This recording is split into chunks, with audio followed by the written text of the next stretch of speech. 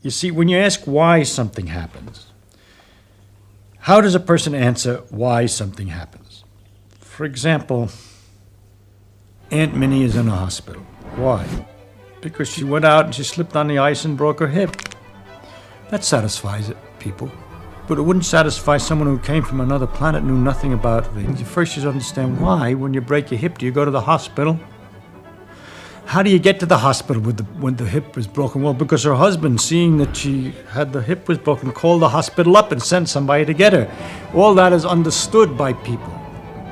Now, when you explain a why, you have to be in some framework that you allow something to be true. Otherwise, you're perpetually asking why. Why did the husband call up the hospital? Because husband is interested in his wife's welfare. Not always. Some husbands aren't interested in their wife's welfare when they're drunk and they're angry. And so you begin to get a very interesting understanding of the world and all its complications. In order to if you try to follow anything up, you go deeper and deeper in various directions. For example, you could go, why did she slip on the ice? Well, ice is slippery. Everybody knows that, no problem. But you ask, why is ice slippery? That's kind of curious. Ice is extremely slippery. It's very interesting. You see, so you could either say, I'm satisfied that you've answered me, ice is slippery, that explains it. Or you could go on and say, why is ice slippery? And then you're involved with something, because there aren't many things as slippery as ice. It's very hard to get. Greasy stuff, but that's sort of wet and slimy. But a solid that's so slippery? Because it is in the case of ice that when you stand on it, they say, momentarily the pressure melts the ice a little bit, so you got a sort of instantaneous water surface on which you're slipping. Why on ice and not on other things? Because water expands when it freezes, so the pressure tries to undo the expansion and melts it. It's capable of melting it. But other substances contract when they're freezing, and when you push them, they're just satisfied to be solid.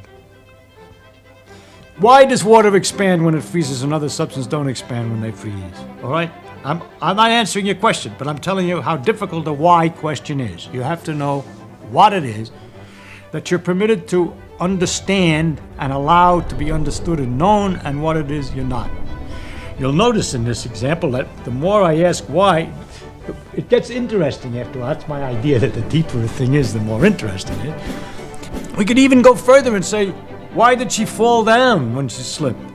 That has to do with gravity, involved in all the planets and everything else. Never mind. It goes on and on. Thank you for watching. If you found enjoyment and value in this video, please give it a thumbs up. Share your thoughts in the comments below. And if you are not already, be sure to subscribe to our channel. We are constantly coming out with new videos to help you experience life with clarity and wonder.